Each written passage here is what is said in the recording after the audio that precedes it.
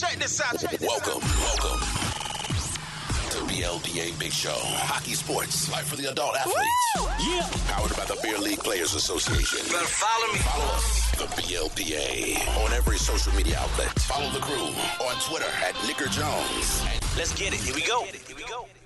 This show is going to be a little different today.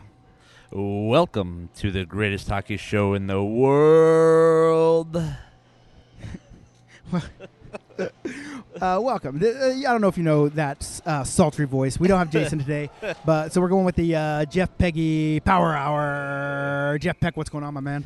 Not too much. Just hanging out over here at the, what's this called, the Bellerive or whatever? I don't know. I can't pronounce it, but we're at a hockey rink in Houston at the Houston Memorial Day Shootout, where we got invited by the guy that runs tournament. Right. We went on the group and said, hey, anyone want to play? You pay, you can play. First 10, we didn't care. We didn't care who it was. We didn't care what skill level you were.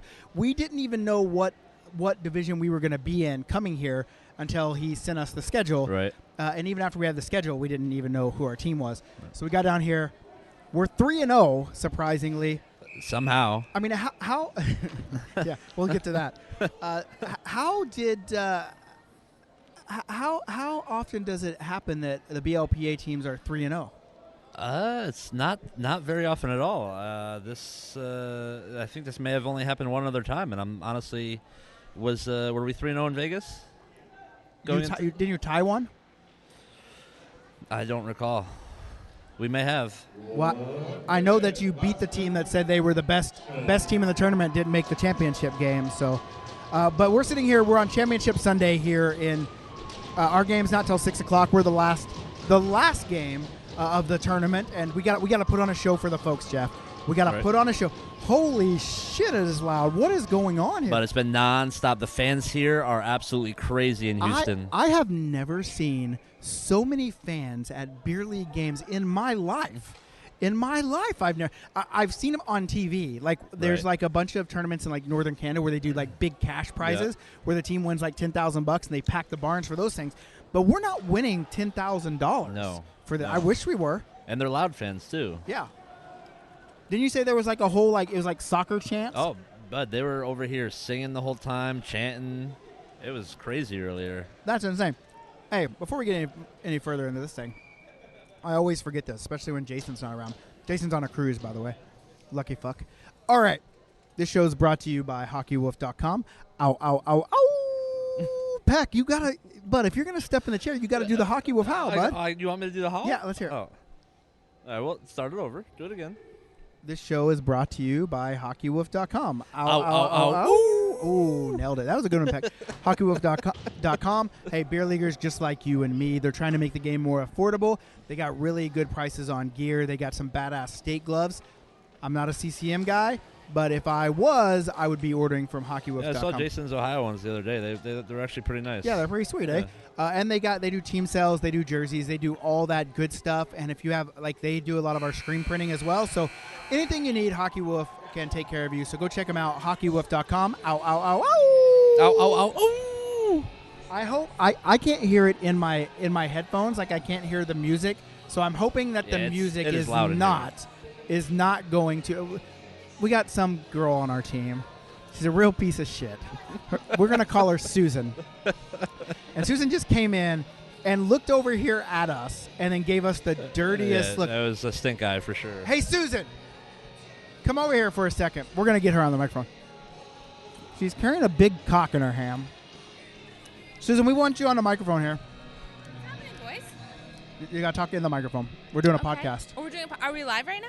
We're not live, but we're going to record it. Okay. I will not cut you out. Well, maybe I will. Okay. Depends. I got to see how you can work that mic real fast. Hey, so her name's not really Susan. Everyone calls her Boston because that's where she's from. Why don't you tell the folks a little bit about you and how you came to be on the greatest, lowest level team at this tournament? Where I peaked in a BLPA. Well, you still have a championship, right? You still have a championship game, and That's correct. You can really cement your legacy in this group by bringing home a championship. Well, it's so funny that you say that because I did not. Oh, sorry, don't hold it closer to my mouth. Really, I apologize. I wanted to touch your mouth. The struggle is real as a female in today's times. I've already played in this tournament in the women's division, and really where I like to make my mark is that I'm going to spin around to show you my backpack, but I actually have the goalie MVP trophy that was dedicated to me. So I've You're not a goalie. I've got that. No, but I'm a defenseman. So a real true test of your abilities is when the goalie is going to give you their MVP trophy because you've represented them so well. Did the goalie forget that in the locker room and you just walked off with it? No comment. No Okay. comment. I mean, it is dedicated to me. You can look. Grab it out of my backpack. Grab it out of my backpack. And I believe it's dedicated to me. Hey, let me tell you guys about an award I just won. I am now St. Arnold's Brewing Company. I'm the most valuable goalie myself. So I'm sorry. Can you read the dedication? To Nick, hit that teapot. Love Megan. Okay, just a correction. It does say to Boston. Oh, but sorry, I it couldn't does. read that. It Okay, does. okay. Yep. Well, hey, congratulations. I mean, are you going to take that home in a curio and put it up, This or what? is basically a TSA pre-check for me. This is how I'm going to get through George Bush this afternoon. Oh, so when they say ID, you're just going to show Yep, that? I'm just going to be like, Okay. I don't have to take out my iPad. I'm TSA pre-check. I'm a big deal. That's Wait, how I'm going to do it. Do you actually have TSA pre-check? I absolutely not, Yeah, sir. I do. Absolutely not. I do. 100%. Oh, flex? Oh, flex? I just okay. flow right through the Okay. airports these days. Okay. But I travel so much, not a big deal. I also forget our original question. I just really wanted to flex this today because I've already played, and you're not going to win this. How do you know? Because Peck's going to win it because he doesn't pass the puck. Whoa! Listen, this is funny because she's never met Jeff Peck or myself before this weekend. She's probably hasn't even been in the BLPA, and then she hits us with the number one thing that people say all the time is Jeff Peck doesn't pass. And I didn't coach her. I didn't tell her to say that. I don't edit podcasts, so you obviously did not hear me say that. So tell people a little bit more about Jeff Peck's game and how that goes. Oh, he's a phenom. He's a phenom. You can just go on the ice with him, and then you just watch him play. It's great. It's perfectly great. You can just go out there. You don't even have to play. You just step to the side. He's going to dangle through 4 people, and then he's going to lose it within the same 4 people in the zone. And then, or score. Or a score. Yeah. It's a double-edged sword. You don't know how it's going to go. You just watch it. You just watch. You support it. In awe. 100%. I literally, one time he was down there doing it, and I leaned up on the other team's bench, and I just said, anybody got some water? Yeah. Sometimes I just tell him that I would also like to play just to make him feel bad. Like, I would also like to play the game of hockey. Like, it's fun watching you, but I would also like to play. And you know what? He did not feel bad. He doesn't feel bad at all. He's just like, whatever. And you're going to give him the MVP over me, No, over the guy that built this team and No. this brand, brought them to the tournament. And No, I'm not going to do that. Okay. Well, anything else you want to say to the people? I didn't answer your original question, but I think they got a good taste of exactly who I was. Yeah, that's why I'm trying to give the mic back to Jeff. Do you want me to give it back? Oh, does he want my mic back? I'm sorry. This is the puck all over again. Here, let me give it back to you, Peck. I'm sorry that I got to play briefly. On the microphone. Hold on. There you are. That was Susan Boston, whatever we want to call her today. But she joined our team after the first game because she just wanted some more hockey, and she plays defense, and we picked up all the forwards. So it's always nice to have a little D. You know what I'm saying? Absolutely. And I know we're going to get into this a little bit more here shortly, but to be fair, we don't exactly have anybody on our team to pass to. And the ones that I'm offended. The ones that I can pass to or thought I could pass to have absolutely fucked up those opportunities tremendously. So Why are you looking right at me when you say that? I feel like you're throwing me under the bus here. Well, I feel like she attacked you, and now you're attacking me. Why don't you go ahead and tell the story? I mean, I don't know what the story is outside of I haven't got to play hockey since March. Mm-hmm. All right, I've been sick. I have COVID. All that good stuff. I finally get on the ice, and I'm playing like dog shit. I mean, there's no two ways about it. Like, I'm not sugarcoating this. I can't catch passes. Right. I can't skate. My lungs literally hurt. I feel like I'm hacking up Your lungs have been bad all weekend. And it's just not a good showing for me. And there was at one time where Peck passed me the puck in my direction, in the breadbasket, really. And I knew enough about my skills at this tournament at that point to know I'm not going to try to tee up the old one-timer. I knew I was just going to try to catch it and then get a little wrister off. Maybe that gets me in the groove. I don't know, but I completely missed it. You did. And to be fair, the pass was you were right in the slot, right in the center of the ice, where that ice that we were on was the worst, right up the center. So, I mean, maybe that had something to do with it. I really like that you're trying to give me excuses. And I appreciate it, and I love you for it. And it does not go unnoticed that you're trying to help me out here. But the fact of the matter is, I'm a subpar hockey player. I am almost as bad of a hockey player this week as the NHL is an on-ice product at this point. So, to be fair, I guess I would understand if the NHL wouldn't watch me like I'm not watching it. Yeah, okay. That's fair. But other than that, it has been a good weekend. Right. Been a really good weekend. We were 3-0, like we said, before we got interrupted by Boston Susan. And we've just been pucking it up. And listen, this episode, here's the deal. Here's my goal for this episode. I let the episode run 2.5 hours last time, but there wasn't anything after an hour. And people bitched at me. Okay. They gave me it, and I'm going to try to make a 2-hour episode. Okay. So we're going to have some interviews. I got Callie, Teeny Tindy. If you guys don't know her on Instagram, I'm going to have her on, have a good chat with her. I'm going to get a guy named James Lightbody who runs the Dreadnoughts hockey team that came to. Yeah, he's a good guy. Yeah, they came to Austin, and then we're sitting right. We're in here slinging merch because that's what we do at some of these events. And we're going to try to get these Texas-made hockey guys just to talk about hockey in Texas. I'm from a non-traditional hockey market, and even though Texas is exploding in hockey right now, it's still a non-traditional market in my eyeballs. Right. And so that's what we're going to do here. But I wanted to bring Jeff Peck on just because he's such a character. People know him. People love him. I want to do the Pecky Power Hour, or we're calling him Peggy now, because I called him Pecky, and some lady said, "Did you just call him Peggy?" And I'm like, "Well, I am now." So Jeff Peggy. So what do you want to talk about? What do you want to come on the BLPA Big Show and just spout? I don't really know, bud. I mean, I'm here having a great weekend. We're, like you said, we're slinging some merch and having a grand old time. I kind of don't want it to end because I'm not really looking forward to that almost 20-hour drive back to Columbus. But other than that, I'm having a great time. Well, you don't have to do it in one day. Right. I'm giving you that permission, letting you know you don't have to. You can break that thing up as much as you want.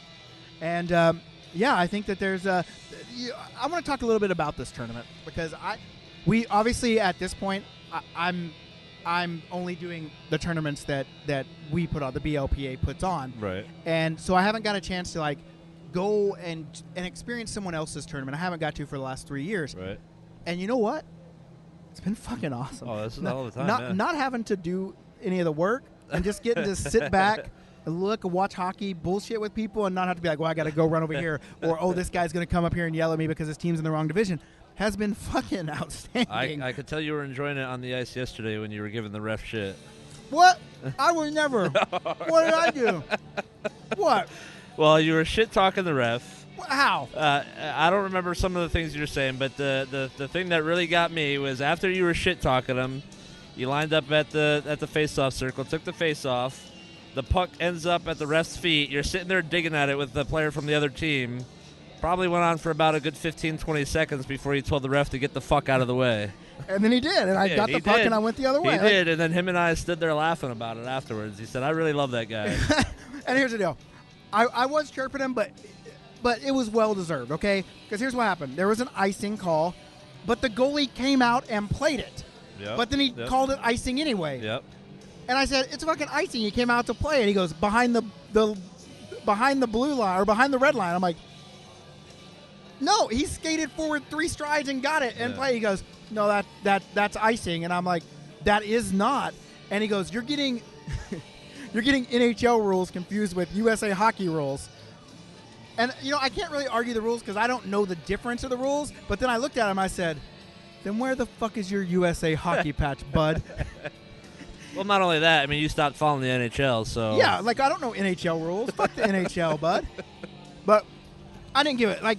He knew that I wasn't being, And the other thing is, it was a midnight start game. Yes. So I was tired and cranky anyway. I'm an old fucking... I'm 40. I'm a fucking man, you know? So I don't know what to tell this guy. But... Two runs this tournament. He does this one Memorial Day. It's got 78 teams. He does one during Thanksgiving called the Turkey Trot or something. The people here have been fucking outstanding. And listen, I don't like to give Texas its roses. I'm an Okie, right? Yeah. We hate Texas, Right. especially when it comes to college football. But the nicest people Right. that Right. we've experienced, Right. probably Oh. anywhere in the world, they're welcoming, and I don't reflect enough, I don't think, about how many people know the BLPA Right. around places, and the amount of people that have just come up and talked about, I've been in it since it's early. It's been so awesome to see you grow, yada yada yada. It's just been outstanding. Right. You know. Yeah, just sitting around the rinks. I mean, I'll hear just through passing. I'll hear BLPA this, BLPA that. So it's pretty cool to hear people talking about it like that. Well, here's what I have to say. If you're going to say BLPA this and BLPA that, why don't you spend some of your BLPA money and come play in some of our BLPA tournaments? You know what I'm saying? You know what else is good in Texas? Whataburger. That barbecue, bud. Oh, bud. And going back to speaking about the tournament, like Chooch runs this thing out. It's got 78 teams, and I know even like the biggest one we've had is 36 teams, and that's a lot of fucking work. And we're just doing it at two. We're doing it at 2 facilities, but mostly at 1 facility, and that's tough work. He's running 4 different facilities, and then they hire people to come out and what they did the barbecue overnight. Like they had this huge smoker. They came over and they did the smoker, and they distributed the food around the rinks, and it was incredible. It was really good. The only thing they didn't have nanner pudding. Yeah. So I don't know if it was legitimate barbecue. Yeah, was it even smoked in Texas then? Yeah, You don't got- it's not real barbecue if there's no nanner pudding. That's just that. I don't make these rules. That's just the rule, you know. Right.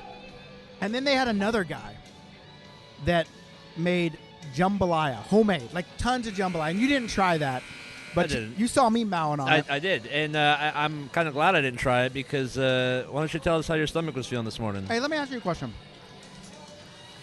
Well, I'm going to say hi. Go get them, refs. Team ref right here. Let's go. No personalities on those refs at all. They must know my reputation. But nonetheless, how many times do you think in one day it's humanly possible to shit? I mean, I've been pretty sick before, where I've probably maybe 5-6 times in a day, which to me is a lot. But I was over 12 at noon. Oof. So the jambalaya was really good. You had But- what? 2 bowls? Yeah. 2 plates? Two. I had a plate and a bowl of jambalaya, but I've had diarrhea all day, and not even just like it's literally I'm You're literally peeing out of your butt, huh? doing a little butt pissing right here, and it has not been pleasant. Like it's just like every time I go, like I literally had to go from this rink to the other rink, and I thought I was gonna shit my pants on the way there. Ooh. So I did what I had to do there. I took a dump. I butt peed over there a little bit. And then driving back here, I had to stop halfway in between at Whataburger, do a little butt pissing. Oh, boy. And I didn't even get to, and only Whataburger because it was right off the side of the road. I didn't buy food. Yeah. But it's been rough. So I don't know if there was some spices in the old jumbo that they got me, but it was delicious. Yeah, I mean, it looked and smelled good. I've just never had it, and I don't know. I'm kind of weird about like eating food that other people have cooked that's not at like an actual food establishment, if that makes sense. Well, the guy travels around and cooks all. So it wasn't like he wasn't out there just whipping it up and not knowing what he was doing. Like, Okay, so this wasn't like he didn't like this didn't come from his stovetop to the tournament. Then No, they had a whole thing. They were out there in the business Okay. doing things, right? Okay. So, but sorry, I'm eating Cheetos right now. Great thing, probably a great thing on my diarrhea tummy. But other than that, what else you want to talk about? You got any pressing like BLPA stuff you want to talk about? Anything you want to get off your chest? I heard you ran a points game in Cleveland. Well, you know what though? I mean, it was. To be fair, it was a little lower level, so I still stand by not being a ringer. It was just a lower level tournament. Bullshit. But I did have a points game. I was passed up by a couple teams. I listened to the podcast last week. Just and, playing with a chip on your shoulder. It sounds like, eh? Yeah, I was. Do you want to answer? Do you want to answer that? Do you want to answer that? Jason came out and said that you said you're not a ringer. You were in the ringer round. You didn't get picked first or second, and then you were pissed about it. I do. So the reason for that was not so much pissed at my draft position per se, but oh wow, what's going on here? We got they about to bring out the circus or what? Championship game between the Fire Dragons and the Bad Hombres. Okay. Yes. Okay. Welcome. Hockey night in the big town. Let's go. I don't know if you could hear. I hope you could hear Yeah, I that hope on this so. thing because that guy I hope was. so. That was wild. Whoa. I hope they do that for our game. Hey, if they're going to do that for our game, we need to turn down the lights. We need to have like rows The of smoke fog and machine, fire, yes, and we yes. come skating out. Yeah. Yeah, get like one of those blow up arches that we can come Yeah, out of. yeah, and then I go like there's also got to be a black curtain. I sneak behind it, and they have a trampoline. And I jump out, and the fire. BLPA captain and commissioner Nick Leon. Okay. That would be good. That would be fun. Yeah, that was wild. Okay, I like that. So yeah, going back to what we were talking about, no, I wasn't necessarily upset about the draft position per se. It was just one, my favorite jersey out of all those awesome jerseys last weekend was the Beatles one, which they happened to have the first pick. But to top things off, the goalie of my league team back home and the captain of my league team back home were both on that team. And actually, my captain is the one who had choice of pick at that first pick in my round. And he passed me up. So I don't really know what that says about how my captain feels about me, but he passed me up. Sounds like you got to find a new team back in Columbus, bud. Yeah, I think so. But you know what? I just bought the jersey last year, so I'm kind of, Can I ask, is this the same team that you were up 3-1? Yes. Yep. And what was it? No, it's 4-1, wasn't it? It was 4-1. Yeah, yep. So I left at the start of the third period to go get some things done in Columbus, and then I get a message like, "Did you hear about that game?" From somebody else, not Right. even. Yeah, I'm like, yeah, they were killing you. They were dominating you in every aspect of the game. He goes, yeah, we came back 1-5-4.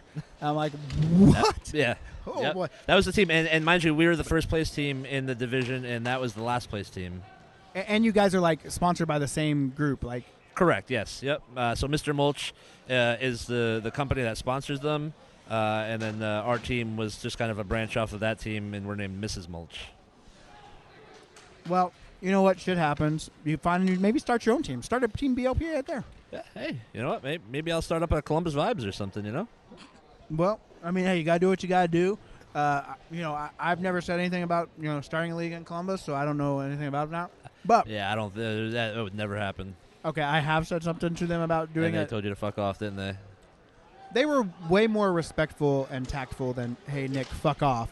They just kind of said, "This is how we would feel about it." And for me, it's not. I wasn't trying to compete with what they have. I was trying to enhance what they have. Right. You know, and they just said, "This is our business. We like your tournaments. Right. We love the BLPA. We love you as a person. But at the end of the day, this is kind of where we're at." And I 100% get it. Right. And you just wanted to do drafts. I just there, wanted right? to do one division of draft, Right. draft league. That's all I wanted to do.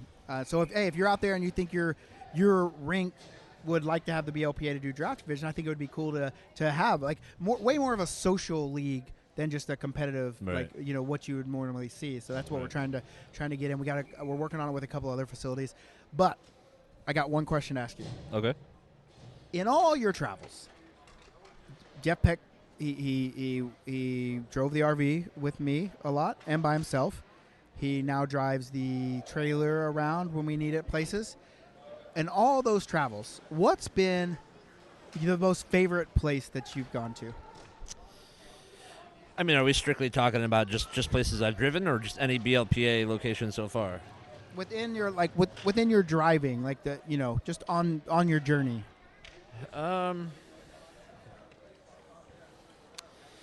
I mean, it's tough because there's a lot of great people in all the spots that we've been to. But as far as just the location itself, I mean, I have to go. I have to go with probably just one of the Colorado tournaments, just for the. I mean, the sights out there are amazing. If you've never been out to the Rocky Mountains, the views are beautiful.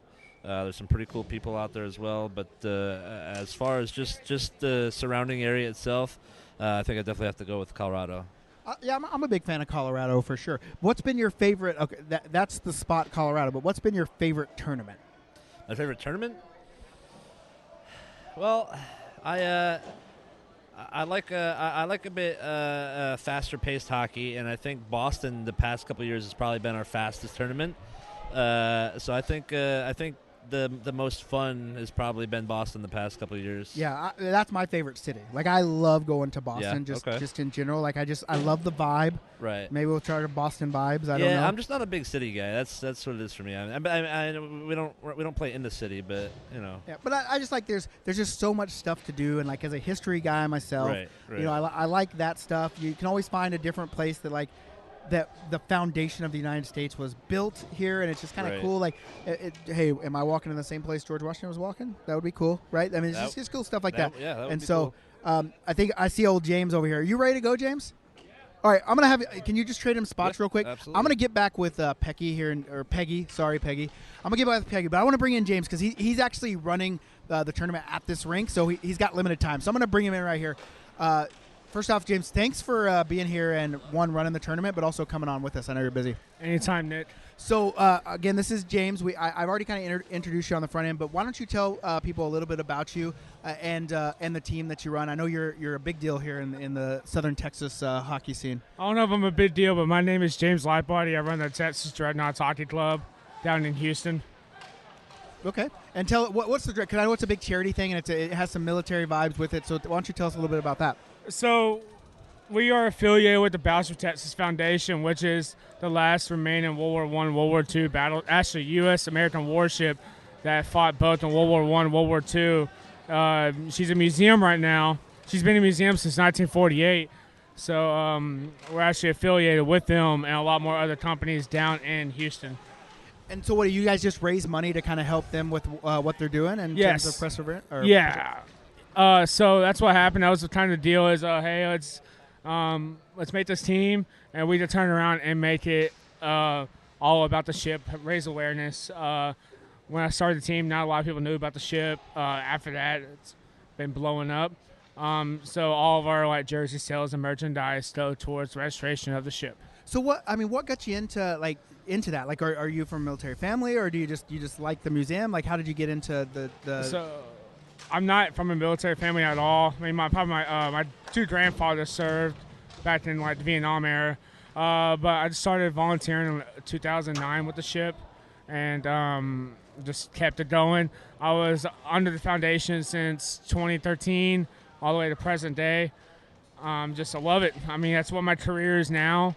All about shipping and stuff like that. So. Stuck with it. Awesome. Well, you say you're not a big deal here in Texas hockey, but I guarantee everyone in this rink from Houston knows you. And when I said something about James, like, oh yeah, James, he plays 7 nights a week here in Texas. So tell us a little bit about your hockey history. Like, how'd you get into it? How long you been playing? So I started back in when I was 4 years old. Back when the Houston Aeros were IHL down here. I fell in love with them. I actually broke my femur bone. And that's what made me start hockey because I missed soccer season. Okay. So the Houston Aeros actually brought me in like a little, not like a make-a-wish, but they brought me in, treated my family, got me to love the game. And then I played house hockey, youth hockey, all the way until I was 6th grade. I had to take a hiatus for 15 years and got back in 2017, and we started the Dreadnoughts in 19. Okay. And then you went they came to the BLPA Bash in Austin last year. Champions, by the way. Hopefully we'll see him again this year. Now, you don't actually run the tournament. Like, Tush is the man at this tournament, but you're kind of like his right-hand man at one of the rinks, and we're at where we're playing our championship today. So any stories you have from this weekend that are funny, like just about running the tournaments? And because I think a lot of people, they come and play in tournaments, but they don't realize how hard running tournaments is and the work that goes into them. Yeah, I mean, running a tournament, especially, I mean, not on the Mark Tushnet scale. I mean, he's the overall head man of the show. But I help run the Bell Revive Center location. Yeah, it's a lot of work. I mean, you got to deal with a lot of back end of it, like make sure your beer is filled, make sure there's food, make sure everybody's happy, everybody's keeping it clean on the ice, there's no drama, stuff like that. And yesterday I was running around rink to rink, made sure everything was good. Yeah. Just to make sure everything was good, make sure everybody had beer, and that's it. And not only all of that stuff, but then he's also playing in the tournament too. How'd your team do? We won our first game, and then that was the first game. We won 3-1 against Pacemakers, which is a lot of my friends who play in Houston. So it was nice to kind of beat them, but it was fun playing them. Then we lost 7-5 in the close one against the Stockton IF. Then we had a 30-hour break, and then we played at midnight last night against Bad Hombres, who are playing right now, and we lost 3-1. But no, and it was funny. Now I'm the talk of the tournament because their goalie had only got one goal scorer on him, and it was mine. And I'm a trash player. Oh yeah. Hey, well, you're a beer leaguer. Like it's not trash. It's just beer league, right? So, well, good. Well, hey, is there anything else that you want to tell people about, like Dreadnoughts hockey and all that good stuff? And I don't want to take up too much of your time because I know there's still a lot to go on. I got today. a couple more minutes. We're good. Okay. So tell us a little bit about your team in Houston, maybe the beer league around the area. Like, I'm not too familiar with Houston hockey myself, so. So there's a lot of hockey. So Houston's actually a big sleeper hockey community that nobody really knows how big it is. There's 4 rinks. There usually is 5 sheets of ice, but Sugarland is down to 1 sheet right now. It's actually really good. I mean, there's hockey every night. There's both inline and ice. For the inline players, there's inline here too. But ice is great. And there's a lot of skilled players here. Yeah. Well, I know you have a lot of transplant, especially coming from Canada because of the oil and gas industry. So there's a lot of stuff down in Houston. I know a lot of people that I've talked to even this weekend. They were in Canada and now they live down here, and they just talk about how great the hockey is. The only bad part about Houston, I've found about Houston hockey, it's hotter than hell down here. Hotter than hell. And listen, I'm from Oklahoma, and I'm used to humidity and heat, but I've lived in Canada for 10 years where now they think 85 degrees and 0% humidity is really hot. Here, I'm just melting now, man. Melting. Yeah, it's hot. I had to get lighter jerseys. Oh, really? Because it was so hot. And then during COVID, all the rinks were shut down, and there was an ODR like 15 minutes from my house. So my bright idea was to go skate. I almost died. Sam, we have Callie. We were gonna get Callie on. She just walked by again, but Callie was singing your praises too. So when you talk about being a big deal, like she just talks about how great you are and how much you do for hockey. Is there anything else that you're involved in that maybe would be interesting for the folks to hear? I mean, I try to be a good positive influence at Houston hockey. I've helped out a lot of people. It's funny, I get a lot of DMs from the Dreadnoughts account because the first thing they'll probably see is Dreadnoughts hockey. And then they just DM me, hey, man, what's up with the hockey community? I'm like, it's what level you're at. Let's try to find you a lead because I know how hockey is. Nobody really for the non-hockey players, they don't really understand the hour and a half or the hour, 10 minutes, hour and a half you're on the ice. It's the best feeling ever, and that's what I want everybody to experience. Exactly. That's great. I mean, that's just like with the BLPA. Like it's all about being on the game, supporting each other, and growing the game. And for me, I really like coming down the South and seeing hockey blow up because I'm from Oklahoma. We don't have much hockey. This is still a non-traditional hockey market, but I've heard just maybe in passing that if there's another NHL franchise, Houston is going to be looked at as that, and that would blow up the scene even more for sure. I mean, yeah, we had the Arrows back in the day, we were AHL, and the Houston Hawks. So I kind of missed that. I kind of missed that time because I had a hiatus. But it will, if we did some type of pro team, I feel like it would grow even more. For sure. And it would be great for the Houston hockey community. For sure. All right, well, I'm gonna let you go because my lunch also just got here too. But is there anything else you want to tell people? Where can they find info about Dreadnoughts hockey and how can they support what you're doing? So you can find us on Instagram at Texas Dreadnoughts Hockey Club. I think it's Texas Dreadnoughts Hockey. Find us on Facebook, Texas Dreadnoughts Hockey Club. I read every DM that we get, so feel free to reach me out there. If you want, we have our jerseys up for sale. Our blues and our the lovely tans are on basketballtexas.org. If you want to buy one of the tacos, I don't know if you saw those, Nick. I haven't seen those yet. The tacos, we have the whites now. I have about 3 more prototypes that you can buy. Awesome. You can DM me for those because they're not on the website. Okay, perfect. Well, hey, thanks for taking time. I know you're busy. I know you're running around like a chicken with your head cut off. I really appreciate it, and hopefully we'll see you maybe in Austin again this July, and if not, at another one of our events. Yes, sir. All right, James, thank you very much. Yes, sir. Turn it up. If you're digging the show, support us. Patreon.com/BLPA. The most greatest. All right, that was James Lightbody here. We caught him. Glad he took a little time in between running shit here at this tournament to talk to us. Peck, I got another interview here with Callie in just a few minutes that I'm going to play for you. Anything you want to touch on before we throw it over to Callie? I don't think so, but goddamn, that food was good right there. But I had about 5 minutes while you were talking to James to eat that shit, and that was some good barbecue. They right forgot there. the nanner pudding. I'm pretty upset about it. But what are you going to do? All right, I'm going to toss it back to Callie right now. This is an interview. Teeny Tindy. Go check her out. Here's the interview. Get ready to go. Let's do it. Full send on the BLPA Big Show. All right, guys, I'm here at the Houston Memorial Day Shootout. I've been talking about the tournament all weekend on the group. The Team BLPA is 3-0. We're going to our championship game, but we have a player with us here. You might know her. You might follow her on Instagram. Her name's Callie, or Teeny Tindy. Callie, Yes. how's it going? Good. How are you? Hey, I'm doing well. I mentioned that we're 3-0 and going to the championship game because you've already played a championship game. Sure did. I heard a rumor that you are a champion. We are. We actually were second place, and we ended up pulling it out. It was 5-3. There is some top shelves that I just couldn't reach, which makes me so bummed. But my team was fine with it. So, and then I ended up getting the MVP. So, feeling pretty good about my life. Yeah, well, hey, that's a good weekend. MVP, lots of beers here. I've seen you walk around with some beer here. Yes. And lots of food, lots of fun. This has been a great tournament. We run our own, right? So I Right. don't normally get to come out to other tournaments like I have this weekend, and it's been really fun.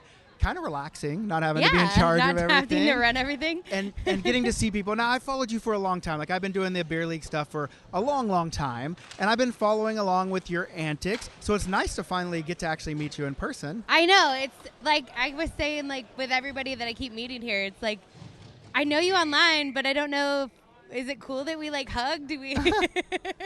Isn't it so weird? Like, I always laugh about this, like, because people come to me because they hear the podcast and they see me online, and it's like they almost feel like maybe they don't feel it, but it seems to me like they know more about me than I do. Right. And they're like, oh, remember when you said this in like episode? I'm like, no, I have no recollection of that. But if you said I said it, I guess I said it. Isn't that kind of weird feeling? Yeah. And it's even weirder, like, because like you were talking about, like, nobody really knows a name, you know? Like, it's just Like, I didn't even know your name was Callie Yeah. until you told me, like, oh, I'm Callie. I'm like, oh, no. Because I even kind of said Tiny Tindy. Don't say Tiny. It's not Tiny It's Tindy. not tiny. It's It's Teeny teeny. Tindy. Yeah, it's weird. I mean, obviously mine, because my name's out there, but you just, Yeah. you're there. So tell us a little bit more about yourself. I know you're a goalie. I don't know if, Yes. Obviously you were starting your journey. That's when you started your Instagram. You went from a starting goalie to becoming a brick wall. That's what it says in your profile. That's the goal. That's the Nowhere goal. near it. Oh, okay. I was gonna ask, where are you at on from beginner to brick wall? Where are you at on your journey right now? Obviously I played in the rookie or, low D level at the tournament. So definitely not moving up in the world yet. But you're the MVP of that. Yes. So now you can move up one and see where you're at next time. Yeah. So at this point, it's just moving to C and then hopefully staying at C is my goal.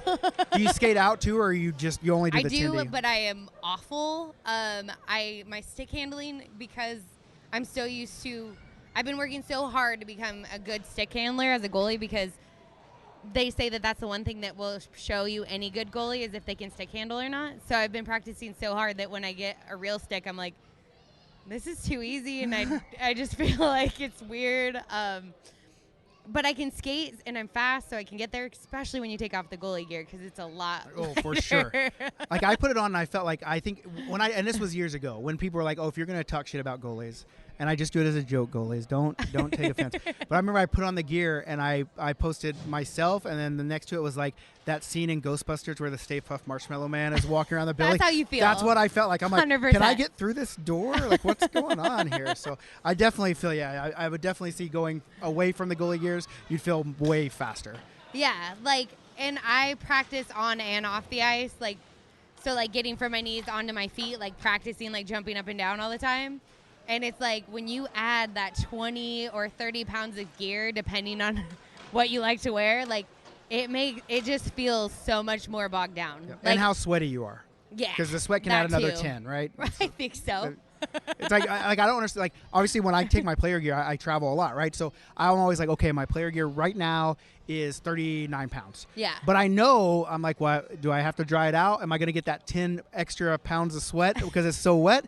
And so goalies, I don't even know how they get on airplanes after a weekend of hockey because it's got to be so it's wet. gross. And then like, as much as I love this tournament and it's been an amazing time, some of the like rinks have been so wet that like even our pants are covered in more water. That it's just been The locker rooms and the bench at Sugarland.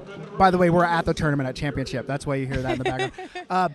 The like Sugarland, like the rinks and the locker rooms it's so humid here that it is just like it feels like it's raining on you while you're in the playing the game and sitting on the bench. Like, yeah, and they have like fans going and stuff, but it's help. like it doesn't even matter. Does it's not help. not even fun. Yeah.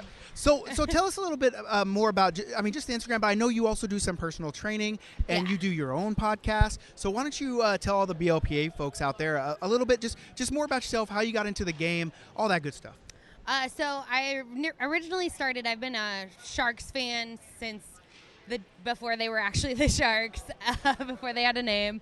And then I think like any of us from our age range, the Mighty Ducks kind of talked us all into wanting to play hockey in some way 100. or another. So I ended up following that, and then when I finally got my own big kid money, yay! And we gotta go, everybody.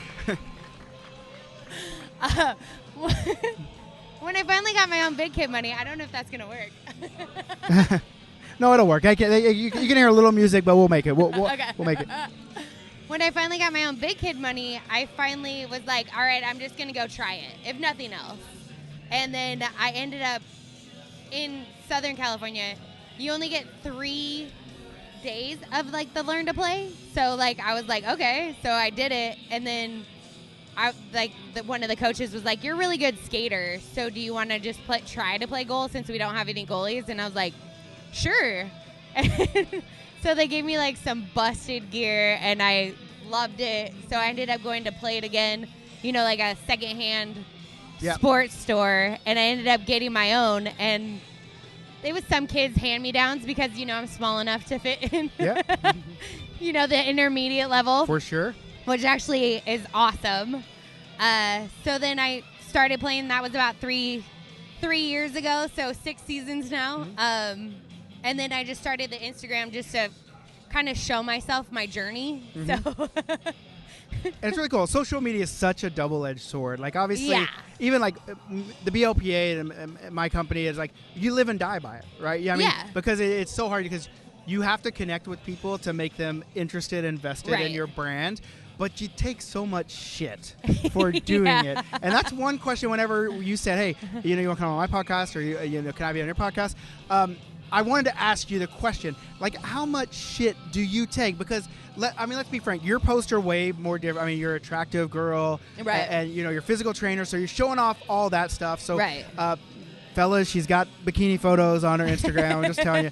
So I was always curious, like, how much flack have you got, not from the guy side, but from, like, the women's hockey side? Because I know even in, like, the BLPA, like, I can fuck around and say the wrong thing, and I get an earful. Like, even saying, like, female hockey instead of women's hockey, and I'll get messages like, not all women are females, and I'm just like, oh, I get it. I'm sorry. I'm not trying to offend anybody. So, I mean, have you had any backlash just from that on that standpoint? I feel like, from what I've seen, I've gotten more. Me and my friend Bender Butte, we started them together just because it was something fun for us to do, and it was during COVID, so we had nothing better to do besides roller skate and be in bikinis. Yep. Yeah, I know all about that. I do. So I feel like we kind of talked some of the other kids into coming to play, and like all of that's been really great. But like you said, like there's some people that are like, oh, you're just doing it for the free stuff, and like, and I know that there's a lot of us that are, but it's also like, that's kind of the generation we're in, is that, sex sells, and if you're kind of a good-looking person, you can put, you know. 100. And I'm always saying. I mean, we see guys topless all the time with their winning and like in the locker room. Well, I mean that's different. Right? I mean that is. Listen, and it's no judgment zone for me. Like if I was a girl, I'd be doing it 100% in that fashion. I've got no qualms with it. I just wonder. Like I just know that there's always everyone has an opinion, and there's like I know even in the group, like if there's a girl posted in, like I can guarantee you if I took some of your photos and someone posted them in the BLPA, I would have complaints about it. Like, oh, that's not what this is about. And it's just like, you know, like if you're proud of what you're doing and it doesn't bother you, then why are people fucking worried about it? I'm always been a live and let live type of person anyway. And so, good. Well, it's glad to hear that you haven't had too much shit. I mean, you get like, obviously as a female hockey player, like, everybody thinks that you're just automatically a puck bunny. So, yes, you do have to know a lot more about the game if you're going to be confident in it. Are people challenging you on that? Oh, yeah, constantly. Really? They're always wondering, like, do you actually watch the game? Like, what? You're just out here for, you know, your next ex-husband, you know, whatever. Oh, boy. But I don't feel like, as far as that goes, I feel like I have done it as respectfully as I can and made it more empowering than, you know, sexualized. Like, yes, I do have bikini photos, and yes, I do like get out in my inlines and, you know, go do it in a bikini around the lake. Like, yeah. And that's the thing. At the end of the day, like as a beer league adult player, like if you haven't seen boobs and butt and dick and vagina or whatever in your life, well, then you just get on that level. Like we've all seen it. We all have those body parts. Like I'm just not sure. And I guess I can see like there are a lot of people out there that can't. I guess can't grow from that, or because they don't feel good about their body, or maybe they don't have what it takes to do that, and so maybe there's a little bit of jealousy creeping in. But I think anything that kind of gets eyes onto the sport itself is a good thing. And I can remember when Beer League Beauty Nicole was doing this kind of stuff, and people were fucking trashing her, and I'm like, and I met her one time, and we talked about it, and she's like, I don't get it. Like I'm just doing it I'm not trying to be something I'm not, you know. And so, you know, and then she would do like bikini photos. So one time I remember everyone was chirping her, so I went and put the same outfit on that she did, and I took the photo.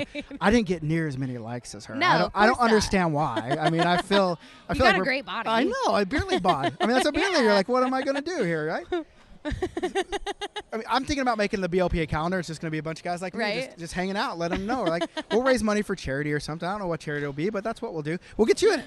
We call it what do we call it? A forward figure. Yeah. Well, yeah. I mean, it's just beer league. Like everyone's talking about dad bods right now, but no, it's just a beer league bod. It's a father figure. We like it. Yeah, it's just beer league bods. We're just letting out, hanging out. Here's what we do: we don't work out. We play hockey and we drink beer and we eat chicken wings and pizza. Like, what do you want? What do you expect from us? Really? Yeah. You know. But I mean, a lot of us do. A lot of us are putting in the work. Like I like. There's a couple girls that I am completely friends with, and we've supported each other the whole time because, you know, I feel like that's the main thing, is that it should be about female or women or just, you know, it should be about, you know, it should the be opposite empowering of whatever yourself. it should be about empowering people in general. But for women to get out there and start doing it, like even here, it's been really I'd goldfish all the time. Like I just lose my train of thought. No problem. We're doing a then I Finding find Nemo something shiny. episode, yeah. But my main point is that we all support each other, and like a lot of people are starting to come up in it and just be like, oh, I wanted to do, like, you know, I was doing, our big thing is sauce toss or sauce kit. Like you get to do that, and then normally you're by the pool or out by the lake, and like, yeah, you're gonna be in a bikini, so do it. Why wouldn't you? Yeah, I've never had a girl come at me and say that like what I'm doing is disrespectful to her. Like, I feel like we've done it in a way that like everybody feels like they're comfortable, and I love it every day that I can post somebody new like getting out there and showing off what they're doing or their first time that they hit the ice. And that was one of the things cool about here is like I've gotten to interview just a bunch of girls because, you know, I've been in the locker room with so many new teams, and like it's cool that even Tush was talking about like next year he's hoping to have just one ice separated just for the women. Yeah. Like that's cool for me that we're just seeing that coming up. Yeah, I mean, I think even for me, like I live in Canada and there's a lot of women's hockey, but I'm seeing the explosion of women's hockey all around, and it's hard because I know a lot of women's hockey players, but I don't know people that play only women's. And I'm Right. just now getting into that and seeing that there's a place where like they don't have a lot of tournaments and stuff that are just for them. So we're trying to build that place for them, and it's so good when I come out to like Chusha's tournament here and he has all these women's division, and it's really rad because we're trying to. I'm like, I want to be this in 5 years, right? It's insane, and so it's really cool to see this many women. And let's be honest, like anytime you can mix men and women at a party, it just makes the dynamic just electric, I guess you could say, right? Yeah. And so, and people are like, oh, well, it's all like they don't even like guys. I'm like, it doesn't matter if they like guys or like girls. It's just that we're all together drinking beer, and it just makes things fun, right? Yeah. So it just makes it nice to have girls that are playing that aren't just like the ice girls or like the beer receptacles, you know, like no, 100%. Yeah, like those girls, I give them all the power in the world. Like everybody at Hooters, like do your thing, or Twin Peaks or whatever. Yeah. Like it's all good, but like it's cool to see girls that are looking good, feeling good, and actually playing, like carrying their goalie bags in, like, and, you know, hockey bags in, not just here for the eye candy. You know? for sure. And look at all this we get to be eye it on candy. the extra, but Yeah, like look at all this beer league bought eye candy we got going on out here. 100% get it. And you mentioned that you got to interview a bunch of people. Yeah. Why don't you? You have a podcast too. Obviously, you're on my podcast here. I do. But tell us a little bit about your podcast and what it's all about, and also where they can find your podcast, because I'm sure there'll be some people that listen and say, oh, I want to go check her. They're probably, I mean, listen, I know the kind of scumbags we have listening to this show. They're going to go look at your photos first. And then as you should, and you should like, subscribe, and follow. Exactly. You know, sharing is caring. Exactly. Right? Yeah. Be a buddy, tell a buddy. And so just tell people where they can find your podcast and kind of what it's about and kind of how that journey has been. So I found out that so many of my friends and so many of my teammates and family, shall we call them now, I just love their origin stories, if you will. So my podcast is all about beer league and how beer league teams came up with their names, how long they've been playing. It's really just boring. It's just getting to be a voyeur and listen to locker room talk, but like some of the teams that you would never know, you know, like I have a couple from Canada recently, and then I have one that's coming on from Finland. Like, we're just talking about all things hockey and like what got you started. And like, you know, there's some girls that it's just like, oh, my boyfriend got me into it. One of my other friends, she just didn't want to work out, so she ended up doing it and has lost 150 pounds just playing hockey. That's awesome. But I mean, she's playing 7 days a week, so don't feel bad about your life. That's still a lot of work. Like 7 days a week of hockey. Like we have a buddy like that too. That he got into hockey and he's lost 100 pounds just playing hockey, and that's all he's doing. And I'm nothing off ice, nothing. I mean, watching. I wish I could do that, little. but that beer thing keeps getting in my way. Like it just the beer is the problem. Yeah, for it is sure. the problem. So how long have you been doing the podcast? The podcast is now in its second season, and I totally forgot to call it. It's called Goalie Locks and the Three Beers. So obviously we talk about beer league hockey. Mm-hmm. Yeah. Okay. And how many episodes have you done? We're almost to our 22nd team. I don't actually do them by teams. I do that I just do it by I call them teammates. So every episode is named after the person. Okay. Cool. Yeah. Cool. That's cool. That's true. I was talking about this with you the other day.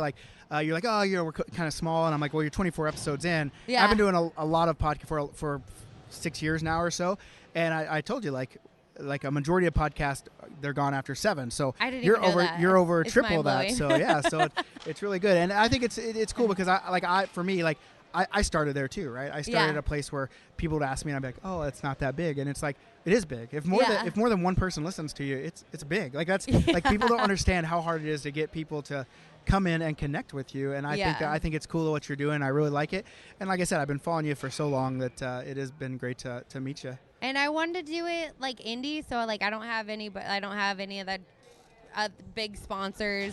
I mean, we just talk about beer league. Can I ask you a question though? Yes, ma'am. So I've talked to quite a few Canadian teams now, and you guys have the most vulgar names, and I almost blush. Like one of them was the yeast infections. Okay. Yeah. Have you talked to the obviously- Test Eagles yet? No. I talked to the AM Lumbers, which one of their teammates didn't even know. They thought they were sponsored by a lumber company. That's a likely He story. didn't get it. Likely story. Like he's just trying to be humble and he's trying to be a gentleman, which I respect. They knew what they're getting into. Yeah, I mean, Moose Knuckle, you guys, but like not just like, oh yeah, that's funny. Yeah. Like you guys go like full send on it. Yeah, you know what? Like I'm not Canadian. I'm from Oklahoma, so some of them make me blush too because I was always trying to be a Southern gentleman to the ladies. Yeah. But I get it's funny. Like I remember at one point I'm not an artist, but I remember thinking like, oh, there needs to be a beer league comic. So I started drawing them on my iPad, and I'm gross. And I always thought it was funny. Like I was just like, well, the team on this is just gonna be Team Sex Joke because every team I see now is a sex joke of some sort. Like or some sort of sex fun. We're really fucking immature. Yeah. And we're childish and we think that shit's hilarious. Yeah. And so we just go at it. And so, yeah, there's been some funny ones, but there's also been some where you're like, no, what are you doing there, bud?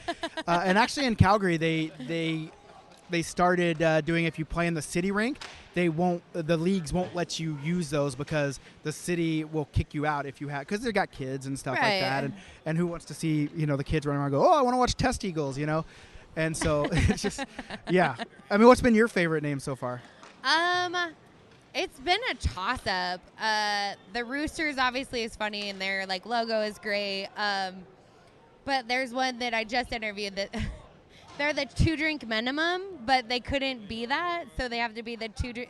They're the TDM Thunder, so that they look like they're not like. That's funny club, though. Yeah. But like, yeah, I've always thought actual doing the Urban Dictionary and taking those would be so funny. Like but like, then you have to draw a logo like the for rusty Zamboners. Ooh, that's a good one too. I remember there was one, and I was working for a league, one of the biggest leagues, and we had a team that I was kind of account managing. And they came in, and it was like, what is this? It's like GYPRNHRD, and I'm like, Gippenherd? That's a bunch of letters. Yeah, and I'm just like, Gippenherd? Like, what the fuck? Okay, weird. And it took me a while to see it, and then like their logo is a big black rooster, and I'm like, okay, big black cock. I don't Gippenherd. It was gay porn hard without any of the vowels. And I was like, okay, got it.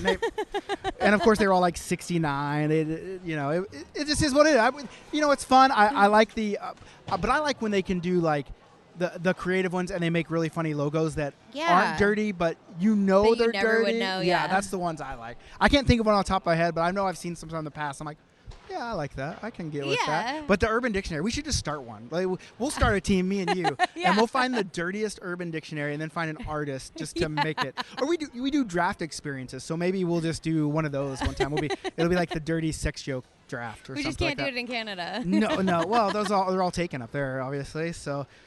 I had a bunch of teams tell me that they wanted to get certain logos on their helmets, and nobody would like paint them on their helmets. Like they're like, I'm not doing that. And you know what? It's funny, and it's always funny in the locker room. Like this is locker room stuff. That's what beer league's all about. The parking lot.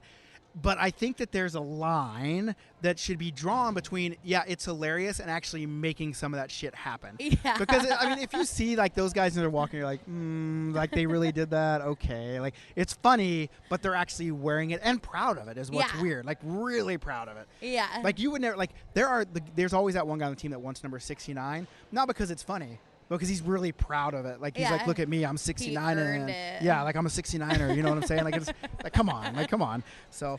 I still respect that more than wearing 99. Like, no, yeah. I mean, you just can't, especially in beer league. Listen, I've like my second when I went to my second episode was all built around the biggest scumbag in hockey, and I said that's Wayne Gretzky. No offense to anybody that likes Wayne Gretzky. I just thought, look at beer league, like everyone that runs up the score. We think they're scumbags, and what did Wayne Gretzky do? Like he's out there getting the score. Yeah, and so what are you going to do? And so it was kind of a joke, but at the end of the day, like I wasn't even watching hockey when Wayne Gretzky was around. Like I didn't get into it till my Canadian wife made me in like 2006 or so. So Wayner was out of the picture. So for me, it's like I don't really have that. Affinity. Yeah, I mean, I do it because I know it gets engagement, because we're social media people. We're always going to do what gets engagement. But at the end of the day, like when you look at like kids these days, like if they want to wear 99, let them fucking wear 99. They don't know anything about Wayne Gretzky. Like now it's not even that. Now for a while it was like Patrick Kane, and then Panarin, and so all those guys. Crosby, obviously, McKinnon. Yeah. So are you just gonna get rid of all the numbers? Like now they're saying like Totally. McDavid is the next Gretzky, so now nobody can wear 97. It just doesn't make sense to me. Yeah. And a lot of those guys that wear 99 do it because they want the attention, and you're Yeah. giving it to them, which is fine. I do a lot of shit for attention too. You do as well, so we Yeah. get it. I saw a goalie have it though, and I was like, "Oh, that's amazing." Funny. That's funny. Especially because like I always get shit on because I wear 6 or 3 as my numbers, like, and I always wear 6 because I have my team's back. Yeah. Like because in the military. Are you that's what military? Are you military? No, Oh, I'm okay. not. I was just asking. But I am 100% in military family, and I just support it as much as I can. So, but like everybody's like, you're supposed to be 30 or 1 or whatever, and I was like, Yeah, who says makes that? who? Yeah, who makes that up? I mean, we do on our drafts. All the goalies are 1, but just because they're in the first round, right? So Yeah. yeah. I mean, I think you should be able to wear.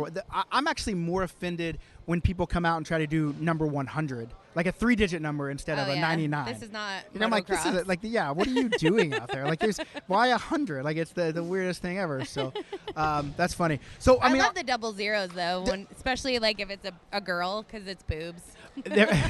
so there was a team. Like, we did a tournament in Vegas, and we had a team come from Albuquerque, and they were the Atomic Tatas. Oh my gosh, And I love it. they had the nuclear symbol right, 2 of them right here, and obviously it's boobs, and we loved it. Like we're like, yes, go Tata. Like they probably had the most fans out of the whole right, because feel everyone, like we everyone loves always do. Tatas. Everyone Yeah. loves it, right? Well, even over at Sugarland, like if you went into when the girls teams were playing over at Sugarland, like the stands were packed, like just packed. And it's like, all right, well, get it. I've never seen more fans at a beer league well, most game. of them are from St. Louis, and they all drove Well- down together, so they have nowhere else to go. Okay, that's true. But still, they were there rowdy. Actually, we were just sitting here. I actually wasn't here, but Peck told me there was a championship game 2 games ago, and all the wives or the wags and girlfriends were in here chanting like they were a bunch of. Did you say they were doing it in Spanish chants, Peck? Yeah, they were all chanting in Spanish and getting the Oh my crowd gosh. going. I wish I would have been here to record that. That would have been wild. So, well, I don't want to take up too much of your time. I that's do what want I'm to pet here your dog. for. Yeah. Oh, that's what you're here for. Okay.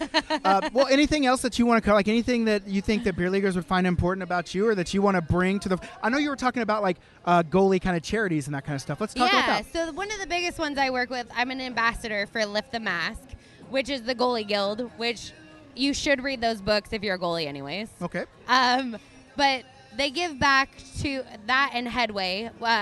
Headway is more for just concussions in sports. That was where I came from. I came from a snowboarding background. I started when I was 2, and I was making it professionally. And then I had 6 concussions in 6 months, and my doctor said, you can either decide to keep going in your sport or change your lifestyle. So I had to quit my sport, and it was so hard to find who I was after your sport, because it was always like that was being introduced first. Like, they're like, this is the snowboarder Callie. Like, it wasn't like, it was my identity. Yeah. So that's been my thing, is just to give back to even like high school players, but also making helmets and, face safety more important. Like, I think concussions are a very big thing, and brain swelling can actually like cut most of our lives short. So And you know what's weird? And you see beer leaguers all the time wearing like the old you see the Jofa helmets because they think they're cool, and you see like those Bauer 4500s that have no padding. And for me, it's always like, listen, this brain I have in my head it's what I got. It's Yeah, you it's only what get it's one. yeah, and it's what makes me who I am. Like, why would I want to put that in danger? Yeah. And it always was crazy to me that people didn't spend more on this stuff. And the hard part is like, is it a gimmick or does it really help? Like right now, I'm wearing this like CCM helmet that has like 3D printed padding. They say it's supposed to help with. But it's Yeah. like, how much does that really help? Right? That's I mean, it's way more than we used to have. So 100%. I mean, Well, they didn't used to wear helmets at all. Idiots. Yeah. But what's crazy to me is that you went from snowboarding to be a goalie, and I you're talking, know. and you're worried about concussions, right? So it's like, I feel like in the crease, I am less likely to get it's the fall down. but it's also the puck. Like a puck can hit you in the face, and yeah. That's also why I play lower level. Gotcha. Yeah, well, but then that's people falling on you. Like, it's a whole rigmarole we got I know. going on here. And I have talked with my doctor, and it's totally fine. Well, I guess you can't if you just go home and don't do anything.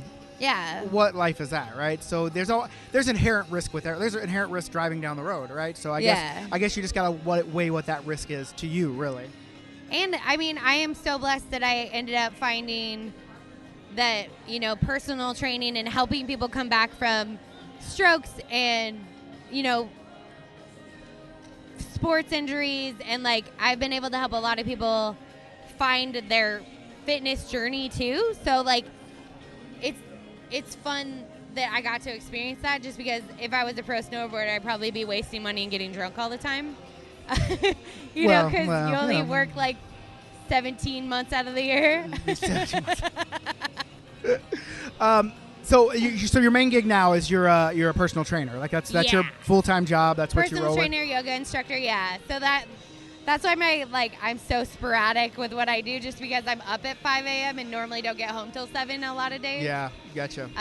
Isn't it so hard, like being online and having to try to adhere to that schedule of being like I got to release a podcast every week. Yeah. And like for me, it's like I could do a podcast with just myself and entertain myself, of course. But I don't like that, and so it's like if your partner can't podcast with you, then you just got. It's such a like until you're getting like paid to do it, you know. But then when you get paid to do it, that brings like a whole new level of.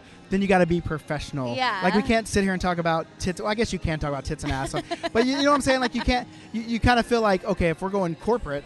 Can we really be who we are meant to be, right? Yeah. That's the hard part. And I guess you can because look at Barstool. Look at Call Her Daddy was making, you know. I have a lot of friends that like are doing like different podcasts and like they plan like Tuesday, Thursdays we're getting it done, and I'm just like I can't, especially with teams. You just have to kind of wing it. Yeah, well, I think and a lot of it too is for me like I don't plan anything, right? Like I know I want to record every Monday. That's what I would like to do. Yeah. But as far as episodes go, like I'm not sitting down and writing out a show outline about what I want to talk about. I talk about what comes to me in that time, and I also don't edit shit. I literally I'll be like, can you hear both people talking? Yep. Okay, and that's all we need to do. Let's get it going. And there's been so many times where we've messed up, and then I'm like, well, you know what? I forgot to mention this. I'll just add it in the back end. I'm not putting it in the front. Oh my gosh, my first couple episodes were so edited because I was like, I want it to be perfect.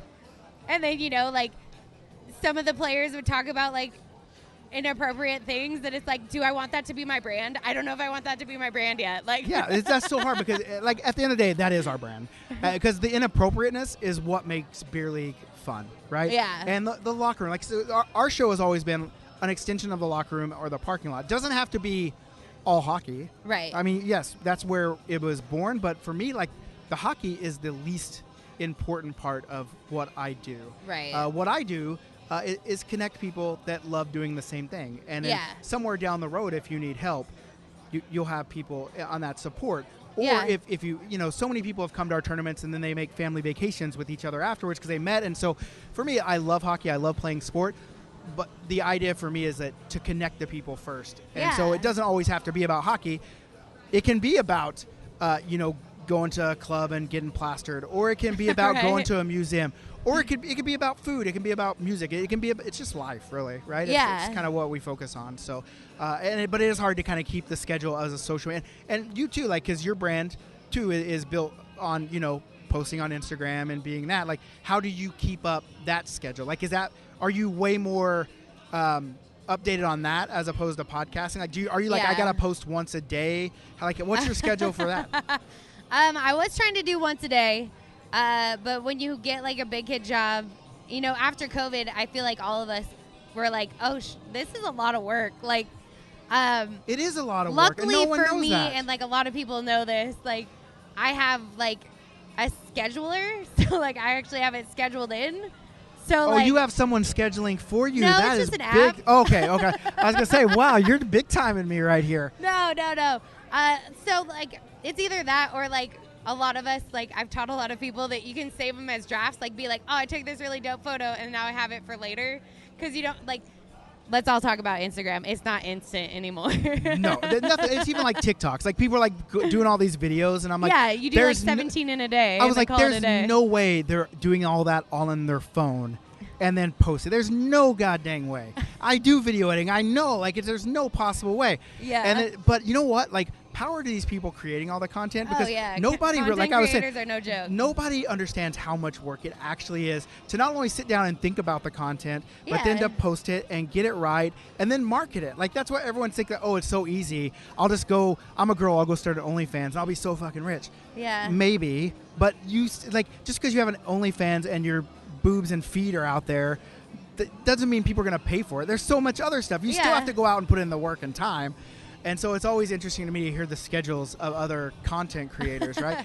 And my thing is, like, I went to school for social media management, whatever. You have a degree in social media management? Yeah, I have a degree in graphic design, and I haven't used it at all. But social media management was underneath it. And, like, so I'm consistently changing my hashtags, too, because you want to keep it between 50,000 and 200,000 so that people will actually see it. The number of hashtags, the number of times Yeah, the actual hashtag itself. You want to keep it in that. Okay. And then I'm constantly changing them because that's how you keep your stuff fresh in the algorithm. Got it. This algorithm stuff keeps changing all the time. The algo's a bitch everywhere. You're just like, at this point, I'm just like, I can never, once I figure it out, then it's changed. And I'm just like, now I got to do it again? Like, fuck it.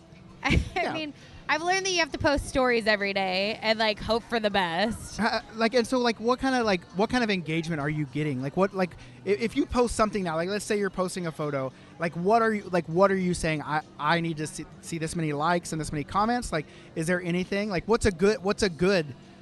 I have no clue because it changes so frequently. Like, I post, like, a bikini photo in my pads, and, like, that'll get, like, 1,200 likes. And then I'll post a bikini photo in my pads of my backside, and it'll get, like, 600. Like, so obviously my brand is not about my booty. I really like the one with, was it Marlo, and you had his face looking, here's your booty, and his face was looking at you. I laughed at that one. I thought that one was a pretty good. So, well, maybe there's just more tit guys than ass guys. I don't know. But yeah, it is weird how you like, and I'll even post something thinking like, oh, this is going to get really good engagement, so fire. And then no one does it, and then I post the stupidest shit about whatever, Oilers and Flames, and like everyone blows up and everyone wants to fight me or something. Or I'll post something about a goalie. I know when I say something about goalies paying, I'm always going to get some engagement. That's that's the big play. Or on that goalie one. dances get you a lot of love. Yeah, normally. goalie. Yeah, and if you can get little kids doing little goalie kids dancing, dancing. Oh yeah. My big thing too is like people love AMAs with us, like with like, I hate this word so much, but like with influencers, they like knowing that you're like a person and not like you're not just photoshopped. So like I get a lot more followers if I actually like do like stories of me talking about stupid stuff. I'm always afraid, like people have asked me like you should do an AMA, and I'm always afraid that like just no one will come, and then I'll be embarrassed and I'll just be sitting there twiddling my thumbs.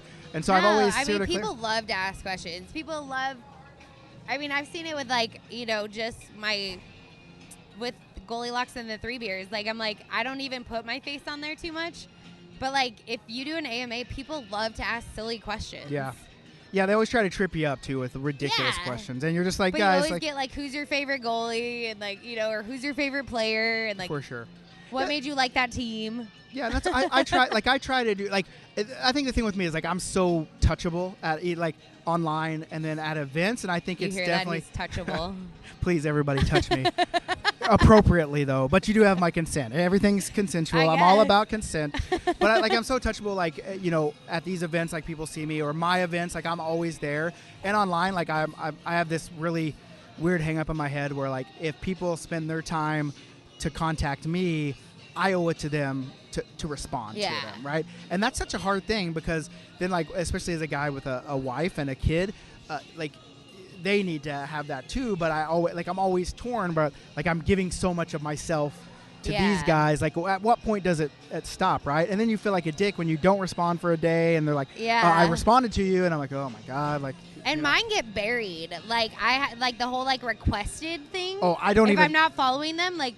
I think I have 99 right now, and it's like I try to get through them, but there are bots and people that are like, oh, you could have like 1 million followers if you just pay for my services. Yeah, and they want to sell you, like for us, they want to sell us jerseys and stuff. So Yeah. I won't even check those, and even on the personal, like I get so many messages every day that I just like I don't have time to check those. And then I'll be on a flight and I'll get Wi-Fi and I'll just start going through and I'm like, God, like sorry, like I know it's been 77 days since you wrote this, but I'm just seeing it. So I get your feeling, but you got to be like way more. Like I think you probably have like way more to deal with. And, you know, like a lot of it is like people like liking your stories and just putting a fire thing. So I'm like, who do I actually respond to? And, like, And what do you respond? Like they do that to me all the time. I'm like, am I supposed to put two like, fires? do you like it? Are we supposed to say fire back? Yeah, like, fire, like double fire. Like, what do you want to do? Are we just and going to then, be a like fire you war? said, like if you haven't responded in a couple days, they don't even know what you're responding to. Yeah, or if you don't see it, I don't know what they're like when it says, oh, they responded to your story, but I haven't checked it. I don't know what they're responding to. Yeah. So they just think something is fire. Yeah. So you're usually like, I'll just put a great. thumbs up or a peace sign or I don't know. It's such a tough life for us I know, being social media folks. Being a social media influence.